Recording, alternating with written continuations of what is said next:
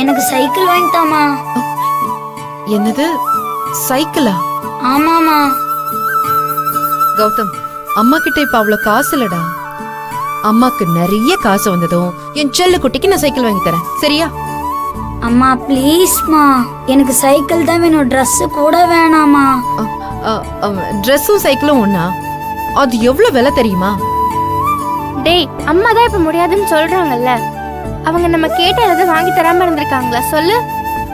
அவங்க இல்லைன்னு சொன்னா புரிஞ்சுக்கோ கௌதம். பாரு, மதி எவ்வளவு அழகா அம்மா நிலைமைய புரிஞ்சுக்கிறா. ஏண்டா, அப்படியே சைக்கிள் வாங்கினா மட்டும் உனக்கு ஓட்ட தெரியுமா? இல்ல உனக்கு யார் ஓட்ட கத்து கொடுப்பா? அதெல்லாம் நானே கத்துப்பேன். இல்லனா எனக்கு திவ்யா அப்பா சொல்லி கொடுப்பாரு.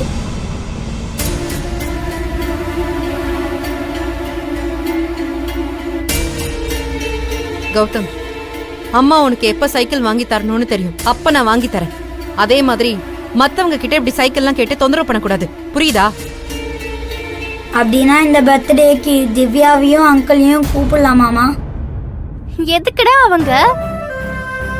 அம்மா, இந்த வாட்டி கேக்லாம் வெட்ட வேண்டாமா, நம்ம கோவிலுக்கு மட்டும் போயிட்டு வந்தா போதும். இல்லம்மா, கேக் வெட்டணும், திவ்யாவையும் கூப்பிடணும். அவ ஒன்னும் என் ஃப்ரெண்ட் இல்ல, எனக்கும் தானே அன்னைக்கு பர்த்டே. அவ என் பர்த்டேக்குலாம் வரக்கூடாது. அவ என் ஃப்ரெண்டு, என் பர்த்டேக்கு அவ வரணும். சரி சரி, இப்ப நீங்க எதுக்கு அவளுக்காக அடிச்சுக்கிறீங்க? கௌதம் கண்ணா, கண்டிப்பா கேக் கட் பண்ணலாம், சரியா? அம்மா வேண்டாமா, எதுக்குமா வீண் செலவு? சின்ன சின்ன சந்தோஷத்துக்கு பண்றதெல்லாம் வீண் செலவு இல்ல. ஆனா ஆடம்பர பொருள் கேக்குறது வீண் செலவு தான், சரியா?